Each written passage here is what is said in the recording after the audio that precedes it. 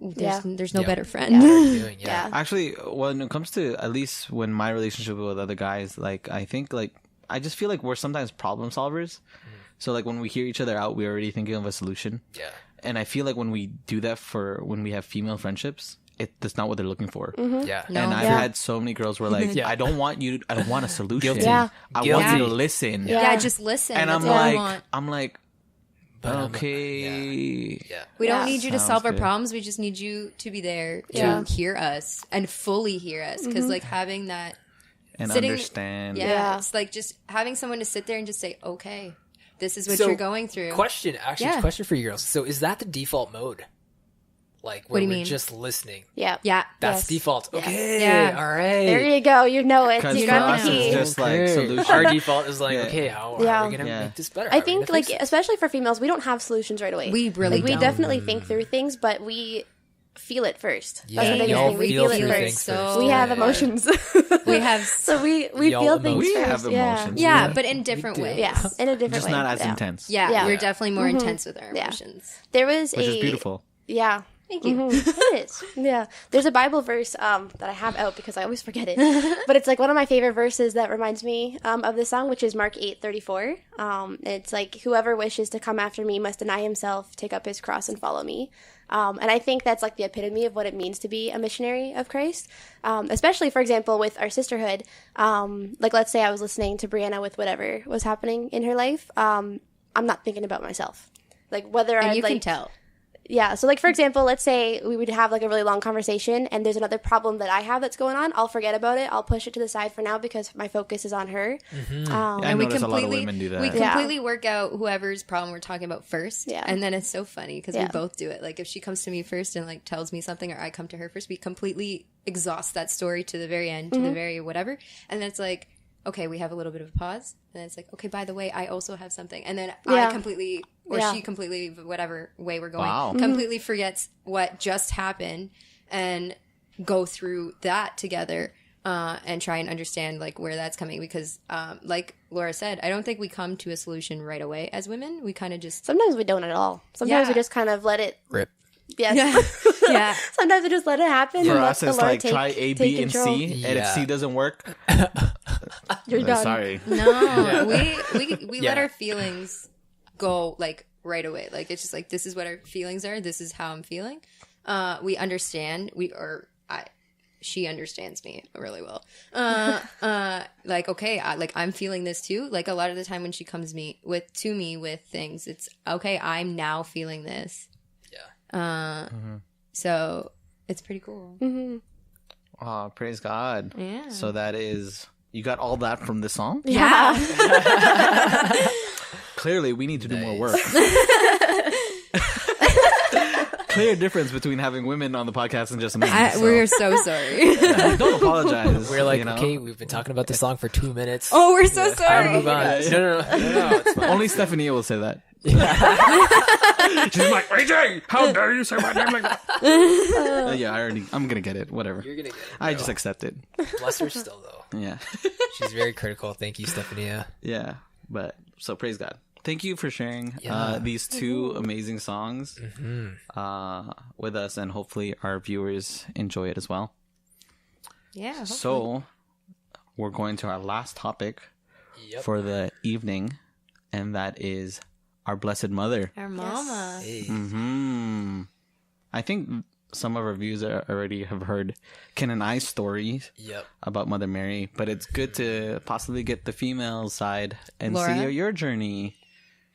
Laura's had an interesting oh my gosh journey with Mary. Tell us. Oh, okay. Oh my gosh. Okay, it's kind of long, but I'm gonna try and like condense it so it's not long. You don't need to tell a woman's story where we have one main story, 10 little stories in between, and then the finish of the final story. Yeah.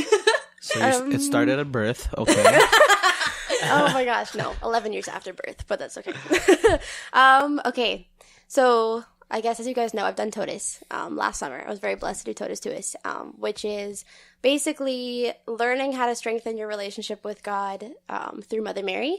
And I didn't realize how much I needed Mother Mary beforehand, because I didn't realize how much I didn't talk to her before TOTUS. So when I was in, oh my goodness, Abby and Aaron, shout out to them, my 2 TOTUS teammates, and Adam. Well, it's mainly Adam and or Abby and Aaron who make fun of me for this. But I tell this story. I told it for one of my TOTUS talks, and they made fun of me for it because of just the way that I told it. But whatever, they can make fun of me. When I was in grade 8, I think, my family, we usually go camping like every single summer. And so, yeah, there was this one summer in grade 8 where we were going to this picnic called the Bell Family Picnic. So this is basically where all the family members on my dad's side of the family get together. We all see each other, and it's awesome. So it's in Picton, Ontario. Do you guys know where that is? Yes. It's like really far. It's cute. You know? Yeah, it's kind of far. Yeah, it's a nice like farmland area. Yeah. Nice. I don't think there's many colored people over there. You could be the first. Oh, yeah. So pretty much, it's really far. It's about maybe like, how far would you say? Like 4 or 5 hours away? That. Yeah. Yeah, definitely no colored people. 160 kilometers east of Toronto. Says Google. Says Google. Yeah, so it's like, so the family that lived at the farmhouse, this farmhouse has been in like our family forever. So they told us, they're like, you know what, like we want you to come to the picnic this year. Why don't you camp out in our backyard? So we're like, okay, like this will be so much fun. So I was probably like 11 or 12. And I've gone camping like so many times. So we went to the farmhouse, we went camping, and we didn't check the weather for that night. So it's a farmhouse, right? So there's no other buildings around the house. And there was tornado warnings. Oh no. And freezing rain and hail. And when did you like guys? wind, it was really bad. And a volcano. And a volcano. Yeah. It was And really an bad. earthquake. And so we're in a tent, right? Because we don't trailer. We like course. go. Good. Yeah, we go all We out. go all out. Awesome, Yeah. awesome. Yeah, don't Yeah. glam. No, I No, would no definitely glamping. highly No recommend glamping. tents. Yeah. Yes, Yeah. tenting. Yeah, so the way that our tent was, like, we had, like, the actual tent where you're inside and then, like, a little awning on the outside. So because of, like, the heavy rain, the awning and even the roof of the tent started concaving. Yeah, so I remember I was so young. I was terrified because, like, the storm was so big. My mom and dad were holding the sides of the tent to make sure that they didn't come in. Yeah. The rain was coming through. And I was so scared. And my mom, she was the one who told me this. She looked at me and she knew, like, right away. Because she's a mom, right? Like, she knows, like, my emotions. She knows exactly how I'm feeling. God bless Even if I Sally don't Bell. have to say it. Yeah, shout out to my mom. Shout out, Mama. My mom Mama knows. Bell. My mom knows too. She had a wooden rosary in her pocket.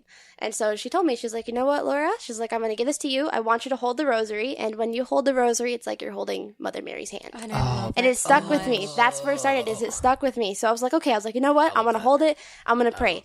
And so I held on to it, and it felt like home. Like, that's my description of how I know that God is there, is that if it feels like home. Yeah. And so I remember... Sorry. I just agree. It's like, Yeah. I am just admiring Laura right now as she tells the story. Oh my fawning gosh. over. I really am. I'm so in love with her. Oh my She's gosh. my best friend. And so I remember I had this flashlight aiming up towards the tent ceiling. This is the part that Abby and Aaron make fun of me for because I draw a picture every single time. But I'll describe it as best as I can. You know, like in a flashlight, if you point it at something, there's like a solid piece of light and then it kind of diffuses a little bit. Yeah, So I was staring at this light. I think that's the word, diffuses. Yeah. Diffuse. Whatever. That's Whatever. whatever. Close It enough. sounds- Close enough. I think we Sounds said it before. accurate. We're not. None of us are. None of us are English, good so at whatever, English. That's It was fine. my turn eventually. Yeah. Yeah, so blessed staring us. at this light, and this part's so hard to describe because I'm not sure if it actually happened or if It happened. I think it did. But I was staring at this light, and I could see like this blue person, like an image coming out, and I remember very clearly she had a purple rosary around her neck. I saw a face. I didn't see like features of her face, just like a blank Silhouette? Yeah, not really. I saw color, so it wasn't really a silhouette. It was like just like a peach colored circle she as was her white? face. Yeah, she was white. Sorry, AJ. Sorry. Well, I'm just joking. Persian maybe like from that area. Right? Yeah. Yeah. Not really white, but like Yeah. all of it. Yeah. And Olive, she had her hands coming out. Like the hands were coming off the sides. And she was stepping on something. Does this make She sense was, now, AJ? yeah, you get it now? Do you understand Yeah. now? Yes, I We're do. getting there. We I'll- promise. You'll we promise understand. You guys will understand. Yeah. And so she was stepping on something, and I was like, my first thought was, yeah, I think that's Mother Mary, but I was like, I don't know if I'm hallucinating because like there's so much like going on.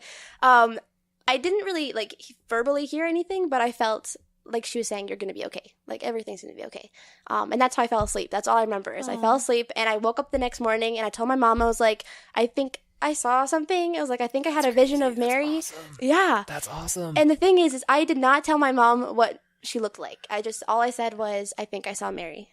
And so she was like, oh my goodness, that's so cool, Laura. And so my mom, when we got back, she told my grandmother, so vovó in Portuguese. Yeah. She told my grandmother, and then a couple weeks later, my grandmother came over to our house, and she had this statue for me, and she was like, Laura, she goes, I heard that you had a vision of Mary. And I was like, yeah, I did.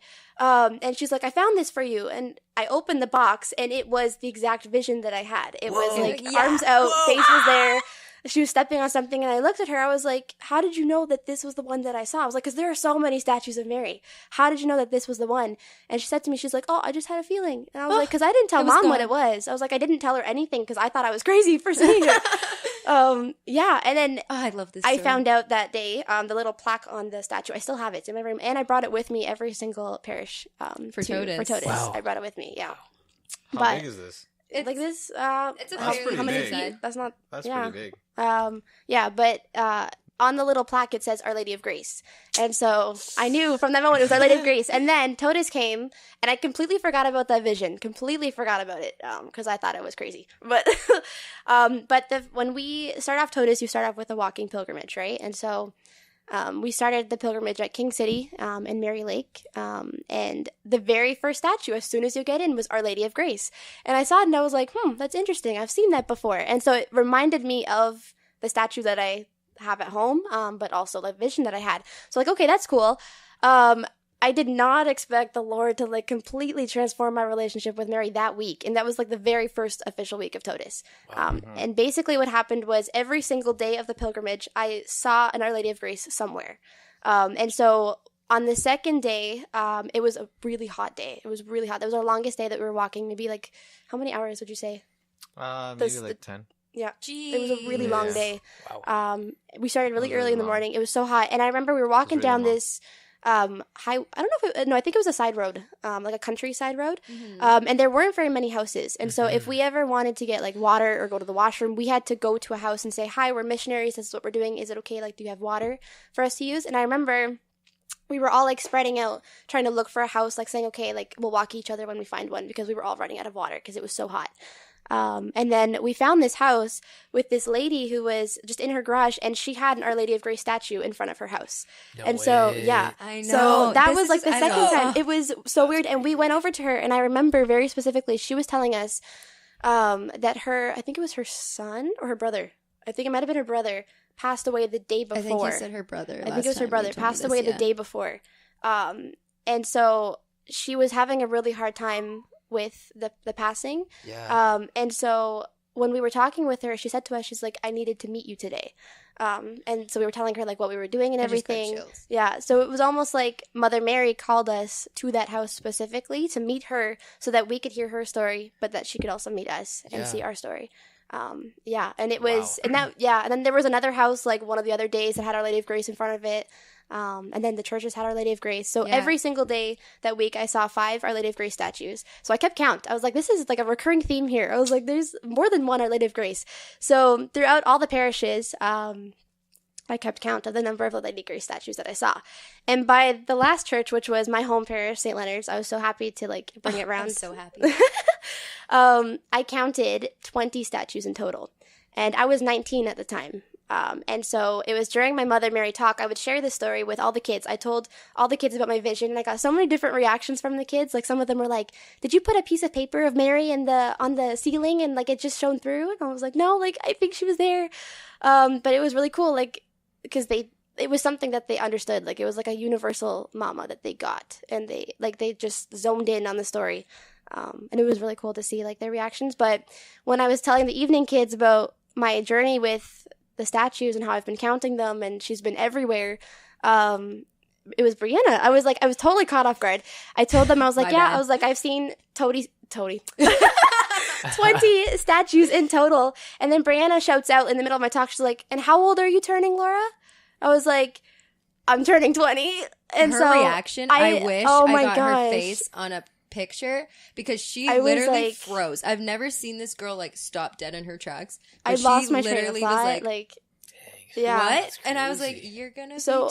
Yeah. So it was pretty much like I saw like there was a Mother Mary for every single year of my life.